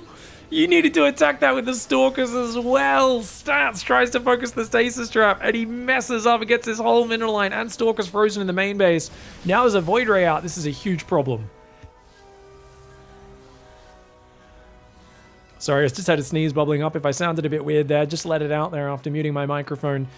Second Void Ray comes in as well as a second Gateway. Dude, what an amazing first Stasis Trap. That really takes the bite out of the first push because he's just not able to afford as many Warpins as he should be able to. Stalker's dancing in and out right now. The Oracle's coming back in the main. He does have enough energy for his Stasis Trap. I think it would be a good idea to just go for that. Stats. Oh, he keeps getting blocked. He goes for it. There we go. That's better. Better reaction. Only 3 probes get frozen this time. Void Rays on the other side. They are decent, but without a Robo, they don't scale that well. That being said, there's not enough Stalkers to really beat Void Rays yet. It's trying to focus down the Stalkers because they're a little more fragile, but with Prismatic Alignment, you have to run. You cannot fight when the Void Rays have that bar on. You see how they've got the thick beam ready? You got to wait for that to run out and then go in. Battery Overcharge is available, but there's no energy. There's no energy for Battery Overcharge for another 10 seconds. He doesn't know that. There's one energy battery with energy there. Void Ray comes forward, gets volleyed. Oh, good Prismatic Alignment on one of the Void Rays to try and add some damage. A couple Stalkers go down for stats. Oh, he tries to pull back here. Battery Overcharge energy should be ready now, and indeed it is. Oracle goes back in, I think, for another Stasis Trap. Doesn't end up committing. The Void Ray Stalker trying to hang on. One of those Void Rays gets volleyed down. It does die, but a few Stalkers have died. Stats has lost 5 Stalkers. He's only killed a Void Ray and 2 Zealots. That's not good enough trading because remember, MaxPax is on 33 probes. He has a 3rd gas, so he can make non-stop Stalker Void Ray here. And I don't know if you can really overwhelm this. Oracle goes in for another Stasis Trap. It does end up getting deflected that time. Stats with some pretty good multitasking. But MaxPax, the king of defense right now, he's looking bloody fantastic. The Void Ray's hanging on. And remember, MaxPax has deflected about 1,000 of these pushes from Hero over the last month. He is all over it, and Stats looked good here. I'm not going to lie, guys. Stats looked good. Overall, his gameplay was good. But that screw up there was crucial, and the screw up against the probe were crucial. And we see that with the way Stats plays, kind of on a knife's edge, kind of similar to MaxPax, he's going to need to do a little bit of work before he gets up to that level of MaxPax in terms of PvP. And there's a reason why MaxPax is the king of PvP, guys. He's just so solid in this matchup. Now, with this defense, if they do it in the middle of the mineral line, you can attack it, but he should have attacked it with the Stalkers as well. And look, he just reacted way too slowly in general. He just reacted too slowly. If you guys don't want it to get surrounded, by the way, you can do the Stasis Trap in between the minerals, and it's kind of hard for the probes to attack it there. But in the middle of the mineral line is obviously maximum damage effect if they don't react in time. So MaxPax gets away there with kind of the greedy Stasis Trap and gets massive damage. That kind of shuts this whole thing down. GG, well played. All right. It's grand finals time. MaxPax in the bottom left side of the map. It's the ESL NA Weekly number 227, and Dark's in the top right. Dark gets blocked on his expansion, so he does what every Protoss does and takes the front base with the purple gas. And this almost always leads into a Queen Walk. It's incredibly vulnerable. And, I mean, there's 2 big problems. Number 1, when Protoss starts pushing, that gas gets sniped real easily from the low ground. That's number 1. Number 2, the Queen Walk that comes off this purple gas build is almost too obvious. So I'd like to see Dark have like an extra little bit of deviousness on this map, Crimson Core. Show me a surprise. You know, make it look like a Queen Walk, but actually macro up and do something else. Catch your opponent off guard is what I'm looking for. Pig, have you ever thought of popping into random Bronze League games and casting them for shits and gigs? Well, I used to do shows like ICFAR and all sorts of different viewer-submitted ones. I don't know, honestly, where to find Bronze League replays, because I feel like Bronze League players don't watch that much content, right? Otherwise, they wouldn't usually stay in Bronze League for very long, but maybe I'll put out the call, get some Bronze League replays sent in, and do a new series. That'd be fun. I haven't really cast super low-level games in a while, so I always think that would be fun. Especially when like both sides are really around the same level of not really knowing how the pieces work. You know, the low ELO legends in Age of Empires and stuff from T90 and all these different shows that have happened over the years. They're always fun You don't want to cast too many of them, but I think once in a while, it's such a breath of fresh air from pro play. Oh, look at that. Hides from the Adept. Sneaks by. These Zerglings. This is a great way to defend through offense. That's Dark's motto. The Lings will die to that Adept. Meanwhile, though, can the Lings get themselves a probe? Adept on the front taking a lot of damage. MaxPax has got to get out of here. He's taking a bit too much damage there. No probes died for MaxPax at home, but he takes more damage on the Adept than he should have. If he killed the 2 Zerglings, backed off, let his shields regen, that would have been a little bit cleaner. Look at these Lings. They just wasted a ton of mining time in the main as well. Problem is Dark's on 19 workers. Why is he on 19 drones?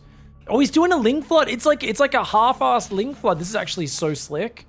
Oh, there are 2 Adepts out, but there's no wall off right now. Dude, he might just win the game. 3rd Adept's about to come out, but it's not ready right now. These Adepts need to get to a choke point. Dude, Link Speed's about to kick in. 3rd Adept does come out. The probes are pulled off the line, but one of the Adepts does go down. No, it doesn't actually. And oh, the Lings are coming in. It's not an all-in. He is droning behind it. Gets one of the Adepts from behind. Starts to take out some of the probes on the front. Is this going to be worth it for Dark? I mean, he's getting some real chaos, but the Oracle, as it comes home, does secure MaxPax's position as safe. And it feels like that's going to just balance out into a situation where I actually think MaxPax is ahead. And you might be wondering, what are you talking about, mate? He killed 5 probes. He got an Adept. Yeah, but look at the units lost. He lost 20 Zerglings, and he built those 20 Zerglings off less than 20 workers. So the Oracle now comes in. He's not really ready for it. He's lucky the Oracle only got 2 drones in mining time. It could have got even more there. And he's on struggle street. So Dark has done this opening a few times, and I kind of like it, but I also feel like with how conservative Protoss players are and how safe they are in their openings, it seems hard to come out on top in the aftermath. It's definitely an odd choice. Oracles do dive forward here. Zerglings popping out, trying to surround these Adepts as they come forward. That was a good little intercept, gets one of the Adepts down. The other Adept, if it continues the shade, will struggle. Oracles get 3 drones in and out. Adept commits to the shade. Lings and Queens will clean it up. Honestly, shutting down the Adepts is huge for Dark. Losing the drones to the Oracles in the main was not great, but it's only 3 drones. It's recoverable. Now he's going Roach Horn second gas, which tells us Dark is indeed going to Queen Walk this game. Otherwise, he'd just be droning. He's got 7 lava, and he doesn't have the minerals to actually spend that on drones. And the front base goes down for MaxPax. That is so greedy. Unnecessarily greedy. I would only do that if I was playing 4 gates first, which he's playing 4 gate first. Okay.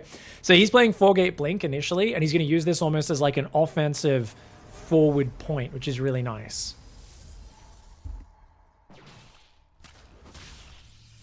Things running around. Ooh. A couple probes do go down.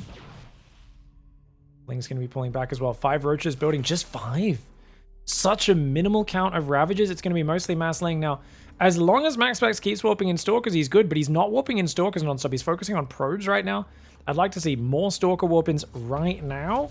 He's taken a bit long. Those Queens are so close to his base. He should just be non-stop Stalkers and batteries, in my opinion. Stalkers being the priority. The Ravager Queen Ling move is about to come. The creep is right there. Can he defend this with Blink Stalkers? Blink's going to be ready in time, which is huge. But I feel like he might have been a little slow on those warp-ins, and that could be a problem. Oracle's coming and kill 4 drones behind. Here come the Lings on the front. If Blink wasn't ready, that might be a problem, but he's got Blink, and guess what? You can't get rid of the shield battery.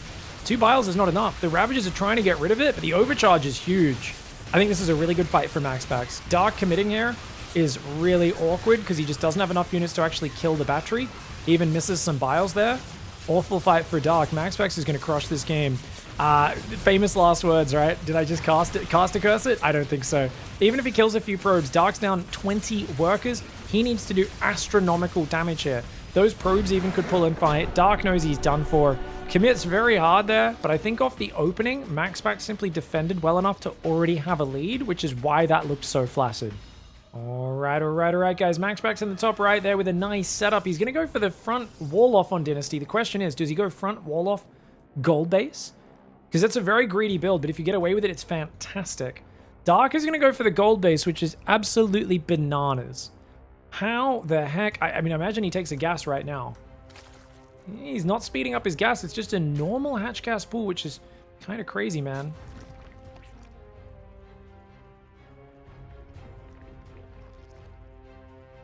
Probe's going to scout all this. Sees a very standard opening other than the fact that he's taking the gold base, and that usually incentivizes you as the Protoss to just do a little bit of Adept pressure, force a big reaction.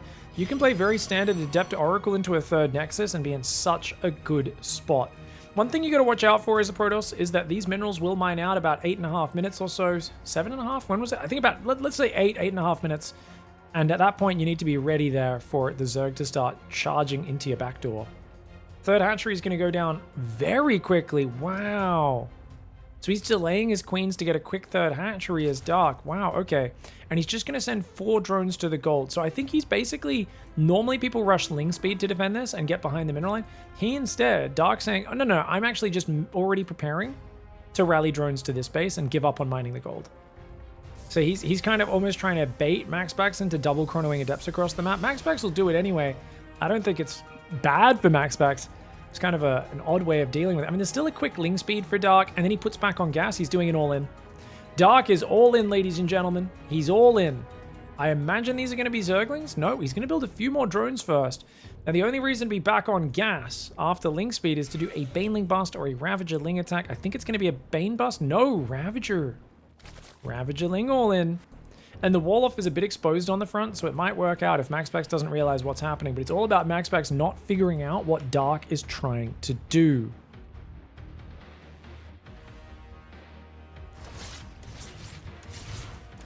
Queen's going to push him back.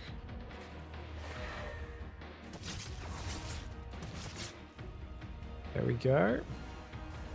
Stargate, about to be finished. There we go. Oracle should be coming out the moment he hits 150 gas. There we go. Oracle starts up. Adept's on the front side as well. Can he see what's going on? MaxPax, he's looking right now. Does he see the Roach Horn? I'm gonna watch this from MaxPax vision. He has no idea what's happening. The Roaches are building. It'll be massling behind that off just 24 drones.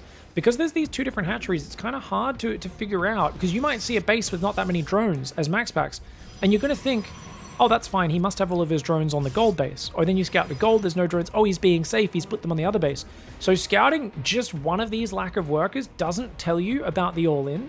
This is actually a very clever build by Dark. As I look at this from MaxPax vision, it's really dawning on me just how difficult it is to figure out what is going on exactly. Look at that. Wasting Oracle energy is really good.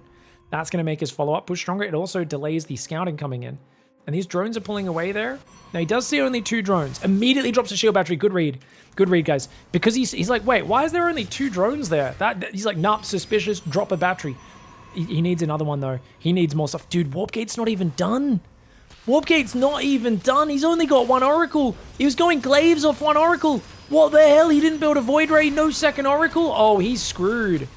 There's no way that Gateway buys enough time. That's going to get focused down. MaxPax is dead. I think he's dead, guys, because he's only got the 2 gateways, which are about to get depowered. He's got, okay, 2 gateways in the main are there. He's going to warp in Zealots. I don't even know if Zealots are the right call. I mean, I guess he just wants things that do damage. Oracle's out of energy. He's trying to build another. I kind of feel like a Void Ray might have been a better answer there.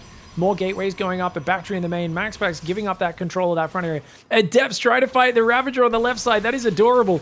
The Oracle trying to defend that pylon. It's going to kill a lot of these Zerglings, but there's so much Zerg, man. On the left side, the Adepts are going to get overrun by the Zerglings and the Ravager, which means the gold-based mining is shut down. The Lings are on top, and this is a nightmare for MaxPax. Dark with a dirty all-in. The quick third base to just add that little bit of, oh, are the drones here or are the drones here? Keep MaxPax guessing, catches him off guard. MaxPax going for a single Oracle was very greedy. I think if he went triple Oracle, he probably could have held that, but going for only a single one really meant he was not prepared. All right, guys, over here on the right side, we've got Psystorm Gaming's MaxPax, and it is tied up 1-1, and he's about to deal with the famous Dark Hatchery block. He's going to come in, seeing no expansion, may raise alarm bells. And remember, Hero's got really good at blocking the hatchery. Wait, is he going hatchery first on the block? What? Oh, this is crazy. He's not even building a hatchery anywhere else first. That's such a big commitment. Because this means his spawning pool's delayed, his hatchery's delayed. So he's going to try and go for another hatchery. But the thing is, if as MaxPax here, you really want to block the expansion on the natural, it's worth building a pylon. It is 100% worth pylon blocking. MaxPax, you know you want to. This ruins Dark's build. He's going to go gas pool in the main. I guess pylon's maybe not worth it because he's going gas pool, but MaxPax doesn't know that. MaxPax decides to not invest. Fair enough. I mean, he's spending a lot of minerals killing the hatchery, so I guess that makes sense. He's mining with 2 workers on gas. I think minerals is way more important in this scenario, so we probably should change that rally point from the Nexus. Evo chamber goes down. So it's hatchery cancel into an Evo chamber because the hatchery does produce a little bit of creep underneath itself. So if you're very quick, you can build that before the probes move into block. Also because the Evo chamber is smaller than the hatchery. That's going to buy him even more time. He'll have to cancel that in a second. It's down to 30 hit points, down to 20 hit points. He's going to cancel it. And he does cancel it. Mineral walks to escape the surround. And he does get into that main base where he'll threaten the gas steal. I don't think MaxPax cares too much if he gets gas stolen, but oh, he does. He moves the probe there. As long as you hug the gas, there's not enough room to build an extractor on it. So that does block that attempt. Adept is on the way and being chronoed. Now, as long as you chrono 2 Adepts across the map, it tends to punish these openings really hard. As the Queen's very late, the Ling speed is also... Well, actually, it's kind of a normal hatch first Ling speed. So Ling speed's decently timed, but there's like no Lings, no Queens, low drone count. Just forcing Zerglings out, putting that pressure on can be very effective. Now, as the Nexus is down, second Adept is building. We should see a second gas. And an extra third pylon should be going down in a second as well. MaxPax, unless you're willing to sacrifice the Adept. But look at this. Just by coming across the map with the Adept, he's forcing 8 Zerglings out. Third hatchery is building down here for Dark, by the way. And that third pylon didn't go down. So I guess as long as you don't build more gateway units, you'll be fine. The Nexus will eventually unsupply block you. Adept does clean up the Zergling. Sorry for the bad observing, by the way, guys. Can change that setting really quickly. I'll do that now, just in case we do that more in the panic of these finals. So what you do when you're observing, and what I normally do, is we disable the mouse scrolling. So if I accidentally move my cursor to the edge, because I like to scroll like that when I'm playing, we have to scroll with our middle mouse drag scroll method. Steps coming forward. Good pullback with the Zerglings. Dark's down 4 drones. Oh, that was a cute drone snipe. I didn't think MaxPax would get that. So Dark has Ling speed, but he doesn't want to build too many Zerglings. He wants to catch up on the drones. Now, MaxPax Natural's finished. He's going for a Twilight and a Robo. Looks like a Glaive Adept build. He's already got the third gateway building quite fast as well. It's going to be very safe against Dark. The question is, how much damage can he do? It's always hard to read your timings as Dark here. So I always find it difficult because in a normal game at 4 minutes, if you haven't seen an Oracle, bam, you build a Roach Warren and 2 gases. Do you delay that by 30 seconds because of these aggressive starts? 40 seconds? Like how long? Roach Warren already. What the heck? That's so fast, guys. Like I said, that's like going a 330 Roach Warren. Oh, he wants to go 3 Ravager. Okay. So he's going to go for 3 Ravagers to just stop the Glaive Adepts. He's got the read on the build order, and he is correct. He wants 3 Ravagers and then a big Ling surround, and that's a great way of shutting down the first wave of Adepts, especially if you can surprise MaxPax. If you hold them in place with the Lings, the Biles do huge damage.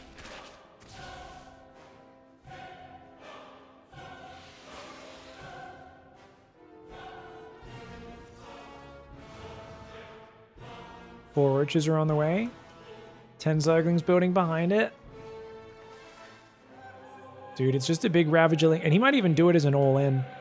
Dark might be like, well, if you don't move out, I'll all-in you, but he definitely should wait for the Adepts to move out, surround them in the middle of the map, and see what he can do. Notice he's got the Roaches popping. Immediate Ravager morphs should be happening, guys. He's supply blocked. He's waiting for the Overlord. Overlord will pop in a sec. He should be morphing these into Ravagers. Overlords have popped. There we go. So yeah, like I said, 3 Ravagers. He's going to make a 4th one as well with this particular way of doing it. And we've got a 3-gate Glaive Adept build coming across the map right now for Mr. MaxPax. Going to try and drop past that Queen. Go for a bit of light harassment. He's got so many Adepts behind this as well. He kind of made it look like a Dark Templar opening, which is why there's a Spore Crawler building. But you can see it's actually just mass Ling Ravager. 4 Ravagers and about to be 60 Zerglings up against 13 Adepts. That is a crazy Adept count. But if the Ravagers can land their hits, it could be good. Dark Shrine and a 4th gas are on the way behind this. MaxPax is up 7 workers. Dark kind of needs a good fight. MaxPax actually could just go home since Dark has so little economy. The Ravagers have already killed a bit of shields. They haven't really killed any units, just damaged the shields, I should say. Lings do track the Adept Shade and force a cancel. I think this is a really good pullback. MaxPax is like, dude, I'm on 44 workers. You're at most on like 38. If you don't have any drones on your third, there is no way you have that many. And I think going home and defending is the right call. It's a lot of Ling Ravager going across the map. Dark's about to... Oh, he gets it! He gets it with the Hail Mary Biles! He gets the prism filled with Adepts like a friggin' savage! Dude, Dark with the big boy plays. That was so sick. The Adepts will shade back though. Natural is well defended. Looks like the probe did die on the way out. These Adepts are going to try and distract. He sees more Roaches coming out and he's like, oh yeah, you're all in. So MaxPax is going to try and pull this army home, trade for a few Queens and then recall. He has to recall out though. He's overcommitted, guys. Oh man, MaxPax is massively overcommitted. Oh no, he's gonna lose so much here. Dude, Dark actually has a good start. Even though he's way behind on economy, he's on 3 base. He can drone that third. He can play a macro game from here, and MaxPax is kind of screwed. He's making a mortal charge, but like he just lost too much stuff. 2-to-1 unit trading, and Dark with a Hail Mary Biles on the Prism was huge. Yes, there's a new Warp Prism. Yes, MaxPax is still trying to attack here. Now with Dark Templar, if he can focus that Spore Crawler, he could get this out of control. There's no lair right now. 4 Spore Crawlers are building. That's adorable. But good defense so far by Mr. Dark. Doesn't have a Spore in the main, which is definitely a problem. Oh no. Tries to build a Spore in the natural while moving this one up here. Overseer is morphing right now. The DT is just going to have a party, pick off as many Lings as they can. And where does third DT go? Looks like he left it somewhere. Oh no, it is there. I only saw 2 for a moment. One of the Ravagers goes down. Oh, he's going to lose 2 Dark Templar. And he's stuck on 2 base without Disruptors or Colossus. Youchies. MaxPax is in the doo-doo right now. Dark's going to go up to about 55 workers and then just mass Roach Ravager. And I don't see any way Dark can handle, MaxPax can handle that. Dark is all over this series, and I really feel like when it's a standard calm game, MaxPax is such a better player in the opening. But Dark's smart. He's very aware of where he's strong and where he's weak in StarCraft. Dark isn't like a clueless guy who thinks he's the best clean macro player. He's very aware of the fact that he's a by-feel player who does a lot of things well when the chaos is rolling. He's good at reading his opponent's mindset and countering them, catching them off guard. He forces the game into that scenario. He doesn't just play a standard game because he's not favored there. 52 worker, Mass Roach Ravager, a couple of Immortals, a 4th one, and an Archon morphing as well. There's a couple force fields in here, but not too many.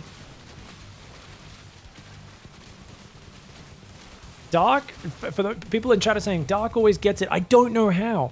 Guys, it's because he tries more than anyone else. He literally tries for that bile over and over and over again. Every other player stops trying for it once it keeps getting dodged. Dark just keeps trying for it, and you know what? You put in the reps, you get the payoff. That's how he sniped that Prism. Big surround from the left side. Dude, the Immortal Archon's putting up a pretty good account of itself. Good hot pickups by MaxPax. The problem is there's so many biles coming in. Dude, can he hold? The Zealots on the left are pretty slick. The Immortal pickups are amazing. Dude! MaxPax is holding! No way! I thought Dark had him! But Dark didn't need to attack there necessarily. He saw the third base start and he said, let's cancel that. But he ends up taking a bit of an awkward fight. The Immortals all survived. He killed a Sentry and an Archon. But other than that, what did he kill? Zealots. Mostly Zealots. Spore goes down. Oh, Dark focuses down an Immortal. That was slick. MaxPax should have pulled that back slightly earlier. That's such a crazy move. You're not even expecting the Roaches to be able to get that Immortal kill. But every Immortal you take down is massive. MaxPax is stuck on kind of a 2-base all-in right now. He's got a decent army. Is it enough to really punch through, though? That Spore Crawler goes down as well. He knows the Spore Crawlers will screw up his Prism, so he has to keep these units ready. The Immortals dodging the Biles with the Warp Prism, but he doesn't have enough. The Zealots are on the left side. Oh, he loses that Immortal. He does try to get back for a Warp, and I think the Zealots fighting the Extractor on the left is a bit of a problem. I think MaxPax may have to pull back right now. He's trying to push forward onto the Roaches. The Zealots are so good versus the drones, though. The Immortals are focus firing the Roaches so well. MaxPax dodging those Biles, pulling back at the right time. Another round of Zealot Warpins, and he can do it. Dark, at the same time, had lost all of his drones elsewhere. Wait. Did he lose his drones in the natural? Oh, there was 2 Adepts in the natural as well. So that's why that was actually all of the drones from his natural that were pulled into that fight. Oh, he was dead. He was completely out of economy. MaxPax with an absolutely heroic defense of that third. All right, guys. MaxPax is up 2-1, looking for that next game. Dark, though, is going for a 15-15, and that anticipates the probe block, which MaxPax does every single game. That's why this is a great opening for Dark. Extractor trick, 1 more drone, gets the Overlord now. And then we'll go for a spawning pool after that.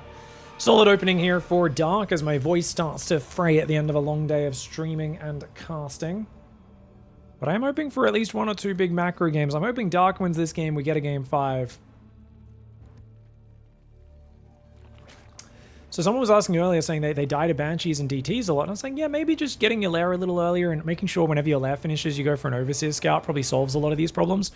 Chat's now saying, well, when should I start that lair? That's a very loaded question because I'm giving vague advice. If you want me to tell you exactly when to start the lair, I need to know your build. I need to know like what you're doing, what the matchup is, what your goals are in the game. In general, 1 bit of advice on its own is kind of useless, right? It's like an idea you can maybe fit into your build if it fits, or maybe you're already getting the lair, you just don't remember to make an overseer and scout with it. But it's not, you have to do this. It never is. Whenever a streamer gives advice that's like, hey, this thing might help you, it's never amazing advice. Now these drones, oh, why are we putting 3 workers on gas? Okay, I think when the probe leaves, he's going to pull 2 off gas. He's very mineral shy there. I do like that he re-rallied the drones to the natural, which is good, but going 14 drones on minerals right now is super rough. So he's going to go quick ling speed, but this basically means you can't get a 3rd base on time. You have to delay that or your build sucks in terms of droning. Max, I do think that, to be fair, Dark's 15-15 is not great. He kind of just tries to play a normal opening off of the 15-15. He doesn't make the requisite adjustments. Yeah, this is no surprise. Going ling speed into a 3rd base, this is not that crazy. He's going to have to go take the other 3rd on the right side now, because he only built 2 lings. That is unfortunate. And 3rd base is going to go down at 245 on the right side of the map. It's a very awkward 3rd base location. Usually used to do roach all-ins, queen walks, but we'll see how it goes. 6 more lings are on the way already. Is he doing a ling flood or 15-15? Ooh, 15-15 is good for early injects. If he goes back injects, that hatchery injects here as well, that would be a decent setup. And it's so surprising. People normally don't go quick ling speed, and they definitely don't go for ling floods off of 15-15. I guess these lings are just safety lings, though, because there is a double adept pressure. So I guess he's just trying to play safe. But Dark's work account is trailing, not too badly. Adepts, of course, have seen the 3rd base. Stargate is building a Void Ray. Just going to go after that Overlord, try to hunt that bad boy down. I think I would have tried to send the Overlord maybe to the pillar, or like straight south, just to be a bit tricky. Look at that. I like the way he uses the probe to track where that is, to make sure his Void Ray knows exactly where to go. Oracle's going to come out behind that. 3rd base is now getting close to done for Dark.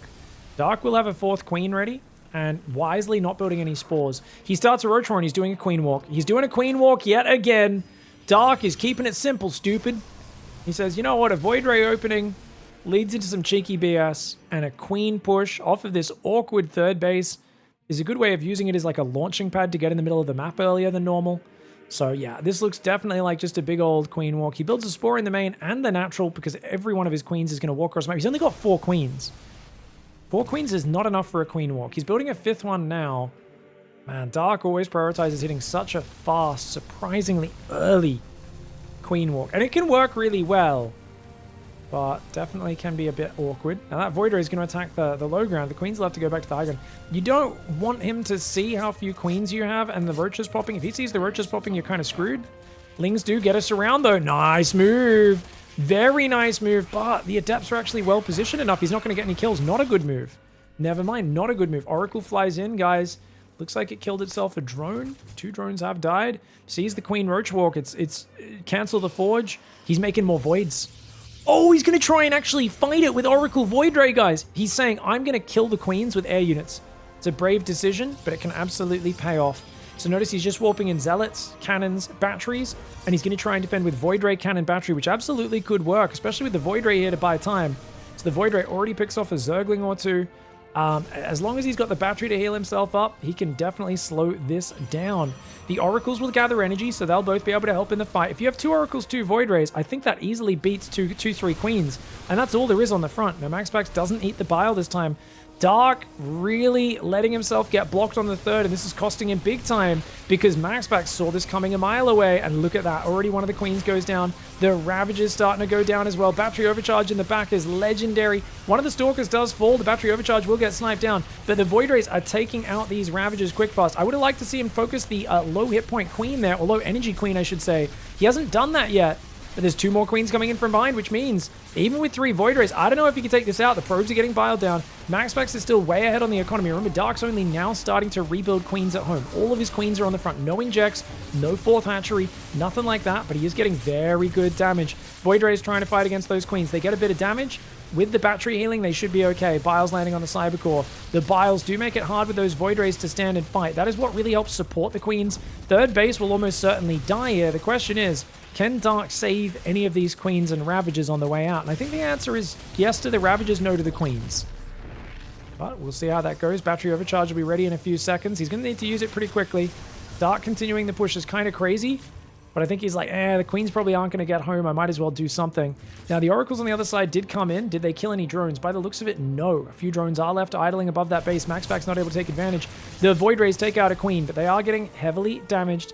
He may end up investing in that battery overcharge just to see what he can get done. Files on the Void Rays looking good. The oracles are going to join in. One Void Ray will fall here, but for all the queens going down, and these overlords, oh no! Dark did a Bronze League Heroes!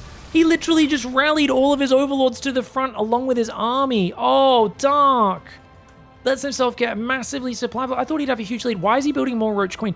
He's already preparing for another roll-in. But MaxPax knows, so of course MaxPax doesn't even need to take a third. He's like, dude, you're on 2 base workers. Dark, are you drunk? Dude, you killed his third. You need to drone up. You can't just do another 40 drone all-in, or you can sit on 2 base. 8 Ravagers are morphing. He's trying to do another Queen Walk. Dark's crazy. You can't do this when the Oracles can see that you're not droning, right? Surely MaxPax can get up a defense. Now, to be fair, Charge Archon is not the best versus Ravager Queen. It's good against the Zerglings, though. And that is kind of the main problem units that he's got to deal with. Next wave of Queen... Dude, if this works, this is crazy. MaxPax just needs to defend his natural. But he doesn't have any ranged units other than Archons and the Void Rays. So that is potentially a problem. And the Void Rays ain't going to do much, are they? Like, they're going to chip at some of these units, but the Queens easily... 6 Queens should easily beat 3 Voids, even with a bit of battery healing, right? Especially with the Biles coming down as well. The Ling Ravager has to wait, though. You don't want to be losing these Ravagers. Oh, bit of damage going down on that bad boy. Immortals are building. MaxPax just trying to defend on 2 base right now. He's got a few batteries. I'd love one more battery in the back here. Would be fantastic. The Ravager Ling coming forward. It's a huge all-in for Dark.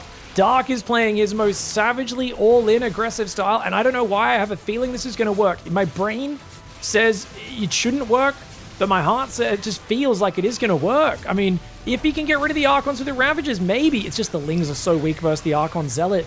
The Void Ray's trying to hold this choke point. The Oracle's trying to help out. The Archons are big against the Zerglings. The battery healing. Yeah, this is why we wanted the battery in the back, guys. Having another battery would have been huge, but actually, he does miss the battery with the Biles. And Dark is going to have to tap out. MaxPax holds on, missing Biles on batteries a few times in this series. He did it in game 1 as well. You can see here, he's trying to hit both of them in the middle. But notice he misplaced those Biles, and only one of them hit the battery.